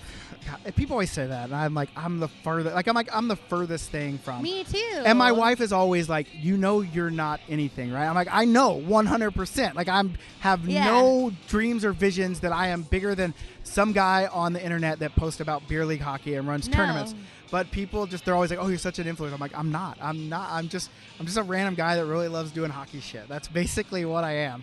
And you guys, for some reason, like it. Idiots. Yeah. So. But that's also like the internet, like you said, is a double-edged sword because it brings us together, but it also makes us feel so separated. I think there's a lot of people I've seen a lot. They feel like you're competing, right? Like you do a beer league podcast, I do a beer league podcast, but I don't feel like I'm competing with anybody because I'm just doing my thing. Yeah. And I'm not trying to push it on anyone else. Like you're taking booby photos in bikinis. I can't do that. I could, I guess, if I wanted to, but that's not my They have thing. really right? cute ones at Target. Well, next time you fire one up, I'll go get one. Like the one that I did with Nicole is like she had that bathing suit that said Baywatch. Remember that red one? And so I was like, here I am, you know. And I don't know. I think she was probably like 10 times as much liked as me, which I think is bullshit. Algorithm stuff probably, you know. But, yeah, I don't know. But, I mean, this is, like, that's the beauty of this community. And, like, what I've got to talk about all weekend is, like, it brought us together. And for a lot of us, it saved our lives. Like, I don't know if I would be in the place that I'm at without hockey, you know, and without beer league. And with the friends I've met and the family members, you know, like. And it's such a niche sport. Like, people, like, there are a lot of hockey players, but when you start to, like, I came from a football and baseball background. I didn't play hockey till I was almost 30 because I married a Canadian. And it's a family. It literally is a family. And I hate saying that, especially when, like, companies call their customers, oh, you're my family. I'm just like, no, they give you money to do things. They're not family. Or when employers call you family, like, no, you pay me to do work. I'm not related to you. Yeah, you're paying me for this. Yeah. But, I mean, it's such a tight-knit, like, it's like a little club, like when you're a hockey player. And so for me, whenever, like, I see it, like, we're sitting, like, we sell merch. We're sitting right next to another company that's selling merch over here. And I, like, you know, I hope they don't feel like we're competing with them because I'm not. Like, they're all Texas stuff. We're just beer leagues. Like, we're our stuff, right? Yeah. And so I always say, like, well, why would you go talk on another beer league podcast? Well, who cares? Like, if the more beer league and the more hockey stuff that's out there, the more hockey that can be created. You know, we can beget more hockey if we want to get biblical. My whole thing was just bringing the community a little bit closer. So, like, with mine, like, it's just about finding people. Like, I wouldn't even be here if it weren't for Lightbody, who's one of the, like, managers, I don't know, of the, like, league. I'm going to interview him for this episode, too, by the way. Yeah. And all he's done for the, like, Texas hockey community is amazing. But, like, I wouldn't even be here if it weren't for that. And, like, one of my other teams that I did in Florida, one of their teammates moved out here and met Lightbody, and now he's playing on Lightbody's team. Like, it's just, like, that's all I want is to build that separation that's like, hey, if you're, like, going to this tournament, like, hey, I'm going to be there. Let's all grab a beer. Like, that's what it's all about. Like, I'm like, if I have 2 people listening to my episode and you get something out of it, that's all I care about. And you know what? The whole mission of the BLPA, I know people look at us like, oh, you're just getting drunk and playing sports. Okay. Duh. Yeah. But isn't that why we all do this? Because we have a drinking problem, but we have a beer league to cover it. Exactly. But for me, the mission is to connect the world with sport and make it a better place by playing those sports. Yeah. And so that's what we're doing. And sure, maybe that manifests itself sometimes as playing hockey and drinking a lot of beer. We do that a lot. Correct. But I also know that for me personally, I can go anywhere in the United States and probably find a BLPA member that if I needed help, they would be willing to offer the help. And so that's what the whole thing is about. It's more than just the sport. It's just us liking each other and being nice to each other. Like, that's what it's about. And so, we do like beer, but for me it's always been how do you connect the community? How do you bring them together? How do you make people care about each other? And I know it gets heated on the ice, and people say you play hockey, you guys punch each other sometimes when you get mad at each other. Yes, but off the ice it doesn't have to be that way. I mean, we were talking about that with one of the other teams. Is like they completely murdered us, and after the game we were all shotgunning beers together. Like, it's just like, because what happens on the ice normally stays there. And that's one of the things that we were talking about too as females, is that when we get on the ice, it doesn't matter how pretty you are, how good looking you are, what kind of body you have. Like, nobody cares. How well did you play? Hey, and you females are mean as fuck to each other on the ice. Like, I'll watch female hockey and I'm like, God damn, like, do they really hate each other? Because you guys are taking shots, you're chippy, you're throwing bodies, where the guys are just like, we're not even back checking. Like, we're just like, oh, he's on a breakaway. I don't know. But the girls chase him down, tomahawk chop him from the back, and just like, deal with it, bitch. And you're like, whoa. I will fully be the first one to tell you that I have not joined a women's league because they are so competitive and so scary I'm like, I 100% know that I'm not your best goalie, so I 100% know that I want to be on a team that's like, yay, we lost again. Like, that's the team I need to be on. Those are hard to find. The team I played with this weekend were like, oh, you got to drop. You got to be quicker than that. They were very loving, but it was also like, oh, shit, I got to step up my game. Yeah. Like, we didn't come just to have fun. Like, I was like, this is $150 in fun. Oh, yeah, and they're like, your team was like that, or did your team want to win? My team wanted to win. Yeah. My team. I came in going like, oh, I don't think we're going to do anything. And my whole team, that was the cool thing, too, is that I met my team because Tush hooked us up. He helped me find my team, and they happened to all be from Dallas, so we got to practice beforehand. But all of my teammates were, we're all older, and it was just like, like, that was fun too. It was just like, I don't have time for this shit. Yeah, like, for us, like, our team is not a team. Like, we literally, like, we go in the group and we say, first 10 skaters that sign up and pay, you're on the team. So Tush was like, what division do you want to be on? I'm like, I don't know. Like, I don't know. Me and pick one. I was like, me and Jeff. I was like, if you put us in the highest division and we get murdered, we're not going to be mad. Yeah, if you we'll put us in the lowest work. division and we win or lose, we're not going to be mad. But one thing we won't be is we won't be dicks either way. Yeah. And we did get put in the lowest division, and it's been competitive, but we're 3-0, and we're like, how the hell did this happen? Usually we go to these and the free agent teams just get smoked, and so obviously it's way more fun to win, but beer helps the losses. Beer helps the losses. Yeah, 100%. So. And like I was talking about, like, this one, there's beer everywhere. Like, I've been to some tournaments where beer is just in the locker rooms, and like they're like, don't share. Okay. Yeah. No. This. All your friends standing out there like, that's not their beer. Yeah. Touche puts on a good event. I'm not like, obviously I do events. If you're not going to come to our events, you need to go to Touche's events, because Touche does them right, and Touche comes and supports. He's a huge BLPA supporter. He was wearing a BLPA shirt around just the other day, as a matter of fact. Yeah. But yeah, this tournament has been great. He was this morning too. Oh, was he? Oh, okay. Oh, all right. I like him. I like it. I can see it. But yeah, I've loved this tournament. I've had fun. I'm super grateful you came on. I mean, we've spent almost an hour here just bullshit. No.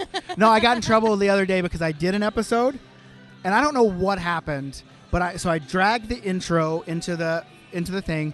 But then it put it way at the end, and I was like, oh, I thought I already put the intro. I'll put it again. And so I did the episode, which is usually about an hour, but the thing ran for 2 hours and 49 minutes, and there was another intro the last 20 seconds, and I had no clue. So I was like, okay. And so people were like, I listened to that whole – I'm like, why would you listen to an hour and a half? Wait? Like, fast forward, scrub. Yeah. So now I'm going to try to do a 2-hour episode and make people actually listen to it. So I feel bad because I made them waste their time. So we got 1 hour. People thought that you were like a secret Marvel. Yeah. Where like there's going to be like a little fun short in yeah, between like it. I can promise you I don't put that much thought into it. 100, like I did not. I got it, and someone said 2.5 hour episode. I'm like, what are you talking about? And they're like, well, it says 2.5 hours. I'm like, it's not. It's You not. really don't edit it then. You really just let it roll. You know why? Because I do so much anyway. It's just like, that's just one less thing for me to have to worry about. Because I know if I did edit it, then I would be like super anal. Like I'm super anal about like when I do photos of like our tournaments, I'm super anal about editing them. And I'm like, ooh, and then I'm like, that just didn't work. Trash it. And then people are like, well, I don't have a picture of myself. I'm like, it wasn't good enough for me. It wasn't good enough. And they're like, we just want to see give us the unedited ones. I'm like, oh, no. Yeah, so it's just, I don't edit them. I edit the photos. I do not edit this podcast. So, That's the craziest thing is everybody's like, oh, yeah, like, you just take a photo and post it. And I'm like, not if you want it to be good. Not if you want it to be a brand. Who takes all your photos? I do. You're doing that all by yourself? You just put it on a tripod and time it? Yeah, I have a lot of tripod action. And then I had a friend in San Diego that he was mainly like a landscape photographer, and I was just like, how about we just try it? Yeah, I guess it worked out. I didn't know. You would never be able to tell that was just you and a timer. Yeah, well, luckily I have Photoshop so I can like up the resolution and like make it look a little crisper. So how long do you sit on the timer? Like let's say the one that you had bikini and your goalie pads and you're just kind of here, like you got to like hit it and then run over there and then. Yeah, like I've done like the 10 seconds. Otherwise, I use my watch. Okay. Because it's just like I'm or like I just recently got a remote, so you can like smart. click it. Okay, that's smart. But then, I am the worst, and I've been watching Tyra Banks's like Top Model, trying to figure it out. Big mistake. My hands, I always crab them, or like they're always on my hip because I never know what to do with my hands. Oh my. That's okay. why I always have to put it in Will my Ferrell. glove and blocker. Oh, okay. Okay. Yeah. No. Yeah. But you know, that's another thing as a social media person is you're always your hardest critic. Oh yeah. You know what I'm saying? Like you're always like, oh, that little, and you know what? 99% of the fucks, especially our people, they don't pay attention to that stuff. No, right? they're like, are you naked? Cool. Yeah. Wow. Is that a nipple? Is that a nipple? No. Yes. No. Nah. Yeah, they're not looking at your hands. All right. They are. Some of them are. Well. But see, I'm also like you said. I'm also that like neurotic about it. That like I'm like, okay, so I took like 17 photos in this one area. I can't post them all at the same time because then for me that just seems lazy. Yeah, for sure. I was actually looking. I was looking through whenever we were going to record. I was looking through like photos and comments to just to kind of get a feel of what people were saying to you. Yeah. And I remember laughing like everyone. A lot of it's just fire or whatever. Yeah. Or like move your hands. Yeah. That kind of stuff. But the one that made me really laugh, like I literally started dying out loud. You were like one. I think you were like laying, like you were looking up the back. And you were just covering your boobies. Yeah. And like, but your feet were like out of focus. And one guy was like, "Got any close-ups of those feet?" Oh yeah. Oh my God. You know I was how like- often you get the weird stuff know, like that? I was like, I could not handle I have that. one girl that I love her to death, but man, she asks me all the time, "Do you have more jockstrap photos, or Jill photos, I should say?" But like, she loves a girl in a Jill, and I'm like, I mean, whatever gets you off. But yeah. I'm like, that's gross. It's to just, me. it's just. I mean, it's just funny when you're reading through that, and like people are so like, like for me, like, okay, I have what gets me going, but I'm not gonna go on Instagram in public comments and say, "Hey, can you do this?" Right? The boldness of people. I know. I think that's the one of the downfalls of the internet is that it's emboldened so many people to not have like any tact. boundary or tact, right? But is it even better if they DM you? Like it's still like they don't know you; they just seen a picture of you, and you're so touchable. Yeah.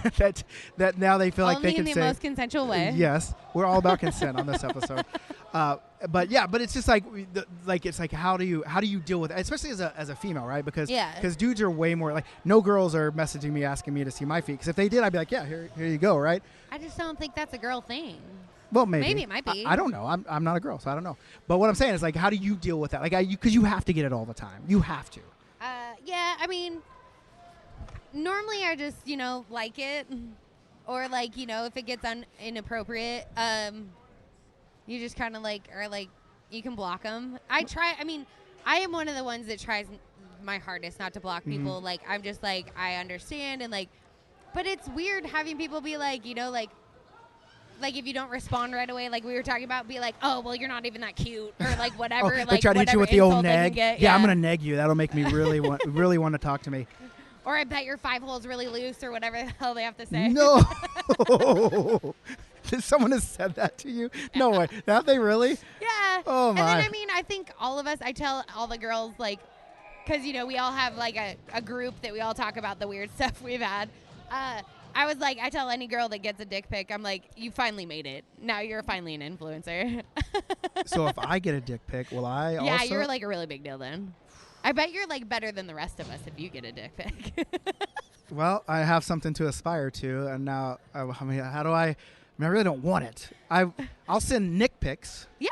I'll send Nick pics to everybody, but the whole, yeah. We've always done it where we send, like, actual, like, Richards to each other, like, Nixon and Andy Dick, like, because those are funny. Yeah, that is funny. Those are great dick pics. Okay, then this personal question, and I will edit this if I ask this question, but if you answer it, then I'll be happy. Have you ever considered or actually dated someone who's like slid into your DMs from any of these photos? Not in these ones, but yeah, I have met multiple men through online. Okay, what I was trying to get is that if my followers follow you, there's a shot. I mean, that's all I was trying to get at, right? No pressure. I feel like sometimes, obviously tact is definitely a good thing, but normally, people slipping into your DMs and having the same common stuff is really cool. Yeah, for sure. Good champions just walking by, dancing. Walking through. So, but I feel like normally I love a good dad joke. I love a good pickup line. Like, how do you feel about dad bods? All of it. Okay, I love all it. Of it. Look, good, because that's all we have in our group, just full dad bods. But I've always loved a good pickup line. Like, in most of my AMAs, I always have somebody ask. What's your favorite one that someone has given to you? Like, oh, I saw that you were a goalie. Like, what's your number? Okay, that works. That seems pretty simple. Like, I always thought I'm not going to use pickup lines because I can't be that creative on the spot. But that seems pretty simple. Maybe it's just. I don't. As a goalie, like anything that's like, can I go top shelf on you? Can I go 5-hole? Like, ha ha ha. I heard that one before, bud. And anything that's too over sexualized, like, no thanks. Like, you don't want to hit them with that off the first end. I think that's also. A lot of people do. Well, I think a lot of it too is like because they see like the photos and they see all that, and so they think that that's the way to go. Like, it's weird that because they see you post that, they think you're asking, you're welcoming that. You're like, no, I'm just doing what I like. Right? Anyway, what weird. We could do a whole. And I had one of the girls on my team, or on another team, came in and was like, "Hey, can I buy you a beer?" That's pretty funny. Yeah. Yes. You know what? Actually, they're free, so you're actually saving money too. Yes. You don't even have to buy it. Just go get it for me because I'm thirsty. All right. Just give me a beer. Yeah, exactly. All right. Well, I'm gonna let you go. I know you're busy. Not. We are hanging. Oh, we're gonna keep going. Okay. Well, what else? What else do we gotta talk about here? Can we talk serious? Yeah, let's 100% serious. So I didn't ever talk about Lift the Mask. I totally skipped over it. Okay. It's about mental health. So it actually pays for goalies to get therapy. Okay. And I think we've all talked about it because it's finally becoming a mainstream topic with so many goalies coming out and saying it. I think Price was one of the best ones so far to say it so beautifully, and for people to stop thinking that it's so, for lack of a better term, pussy to talk about our mental health. Mm-hmm. Like, it doesn't make you weak saying that you need help, and it doesn't make you weak saying, like, I can't do this anymore. And we've talked about it with multiple goalies that it's a very isolating job that we have to do. We're out there by ourselves. We are beating ourselves up. And then normally when, we switch at periods, you're going to the next net by yourself. Normally you're not getting called in like the rest of the team. So, it's also something that we're all dealing with too, like with social media and with COVID and all of that stuff is just like being okay with saying like, hey, I'm not doing this on my own. And I think that's one of my biggest things too as a female is like we feel like we have this big chip on our shoulder that we have to be even more masculine on the ice to prove ourselves. And it's just like, it's okay. It's totally okay to tell your teammate like, hey, I'm not feeling right about this anymore. Like, I feel like I'm the only one struggling alone, Yeah, no. I definitely get it on the isolation of the position. I'm not a goalie. But I've really? I've played goalie before. But you have the goalie bod. Thank you. Thank you. Is that a compliment? Yeah. Okay. I've played goalie before. Like I went through a beginner program to help out this beginner program, and the first 2 games I took shutouts into the third period, and I won. I think I won like 5-1, the other one 4-2, and I felt like, well, maybe this is my calling. Like here I am. But then the next 2 games I gave up 10 and 11 goals respectively. Most of those on my D guy because it's always the D guy's fault. Always the D man. But like then your team doesn't even like want to look at you, No. and it's just like what? Like I'm still the same guy that was here. I just let in more goals. Like what do you want me to do? So I definitely get the loneliness, and I get why like everyone's like, oh, goalies are weird and they're basket cases. Yeah. And I get it because like I know it's a team sport, but you're on an island right there. Like and like no one says like, oh, the D let you down. I know in the NHL they do say that, but like look at like the Flames and the Oilers. Like Jacob Marchand was not good. Like he was not a good goalie. Yeah. But his team came to say to him, "Oh, we let him down." Right. But like he's like, I did not play good, and that sucks, right? And so I get it. And so it's cool that the goalies have always been like a really tight knit community. Yes. I've been kicked out of a few of them, some of the biggest ones. I wish I could get back in because I think that in what I do, I think there was a lot of people that got confused with Nick the real person and Nick the character that doesn't like goalies. Yeah. Right? Because I know for a fact, 100%, this doesn't take a genius to figure out. You need goalies to play hockey, right? Right. And so when I'm chirping them about paying, I'll give 2 fucks who pay. I don't want to pay, and if I could get away with not paying, I wouldn't pay. Yeah. But at the end of the day, it's whatever is right for you and your team. But I would always say goalies should pay just to get shit going, right? It gets people going. It just does. Yeah. On both sides, right? And so it just kind of turned into a lot of what it wasn't. But I've always respected the fact that goalies have each other's backs. Yeah. Like the GGSU or whatever they're called. Boy, you call out one of them, and you got like I've had death threats. Yeah. I've had people say they're going to give me career-ending injuries. I'm like, you're going to ruin my beer league career? Like that seems really weird. But I'm really scared. But I respect that you're going to bat for your boys. So it's really good. So Lift the Mask is a charity that gets that support and the help that people need. Yeah. So they pay for any sort of therapy, or maybe it's fitness, maybe it's just something else for goalies to find a way.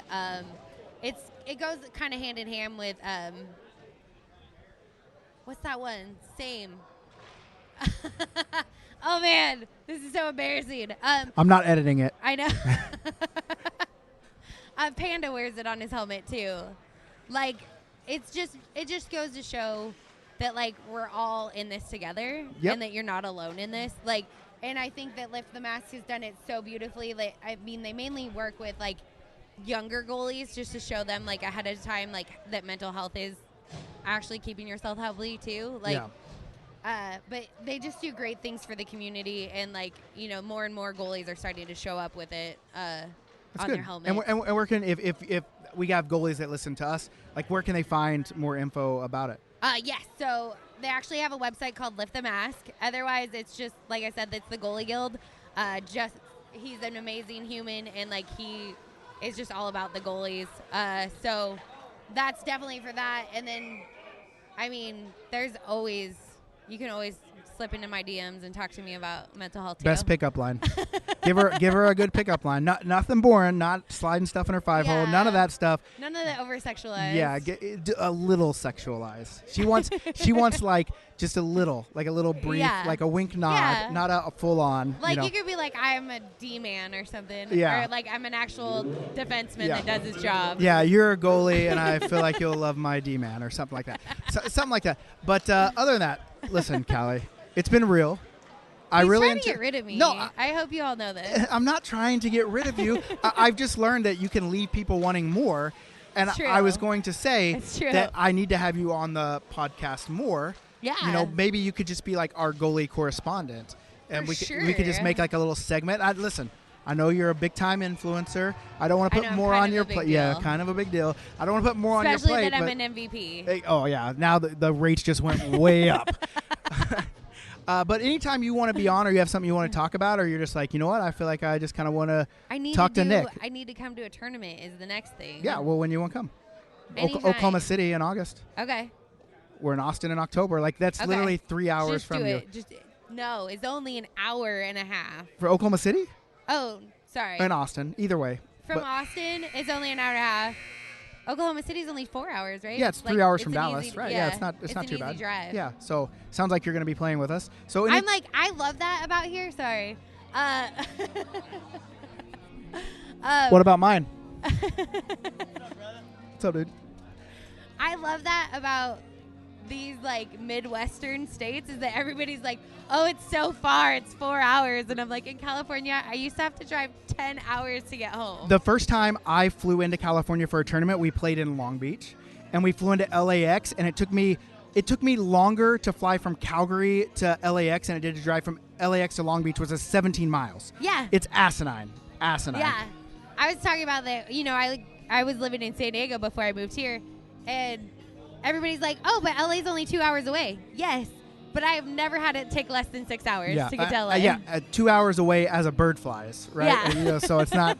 Yeah, but anytime you want to come on, like you have my contact info. Yes. You know, so We're anytime. actually like real friends and know each other's Now names now. we do. Now it was just we just knew our social media handles. I just thought it was the beer league guy. I was like, Yeah, got well- it. You don't actually have a name. Well, the guy from Pacific Ring, Jason, he just calls me Mr. Beer League now, so it's kind of which That's kind a of feels way good. better name. Yeah, I mean it's like Gordie Howe, Mr. Hockey, and I'm just Mr. Beer League. So I'll answer to pretty much anything. You could even call me another guy's name. I'm like, yeah, what do you want? What's going on?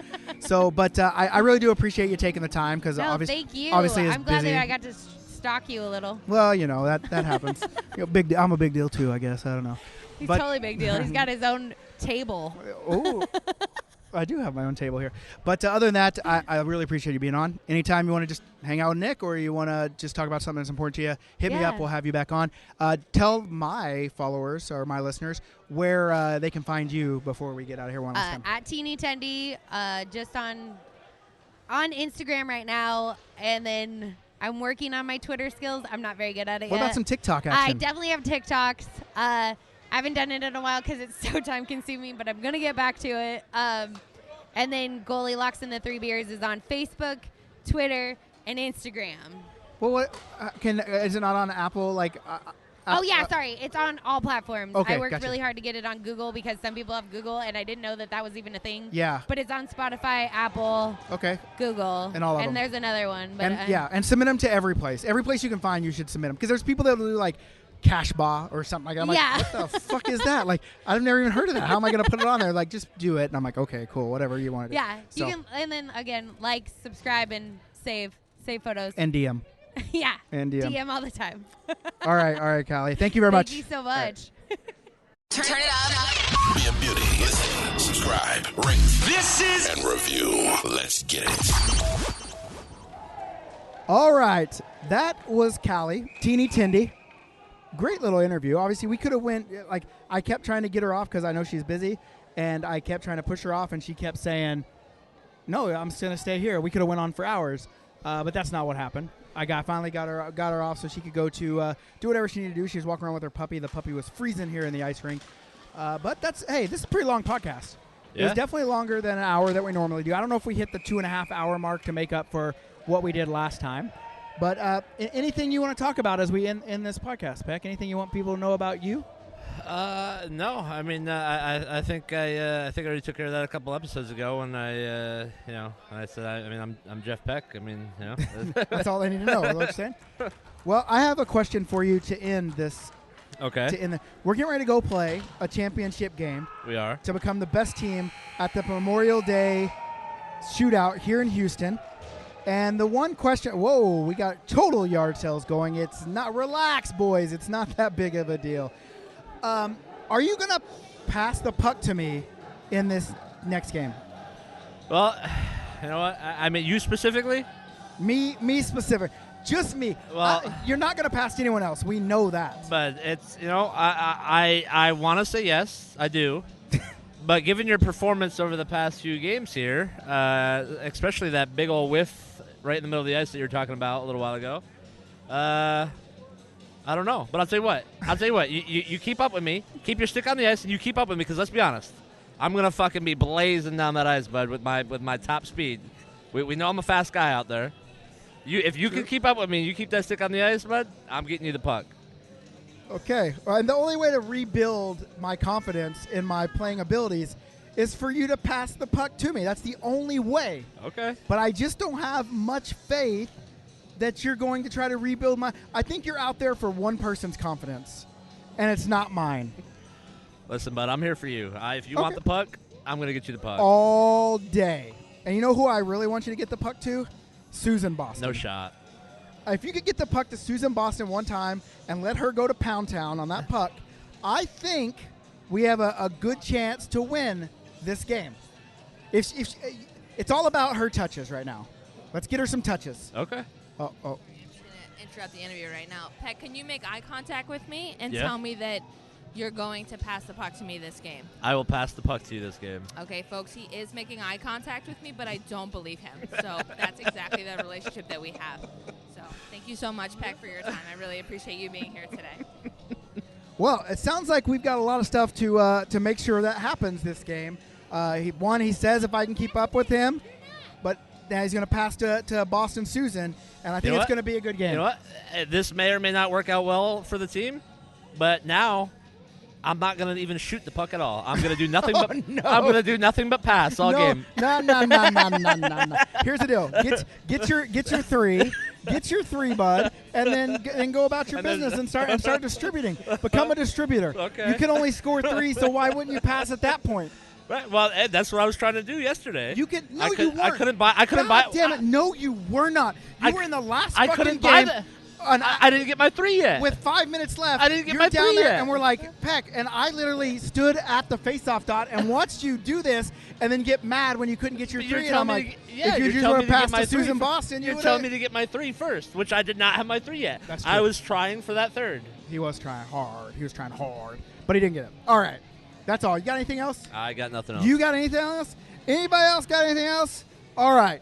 Well, here we go. Fuck you, Susan. All right. Well, be good or be good at it.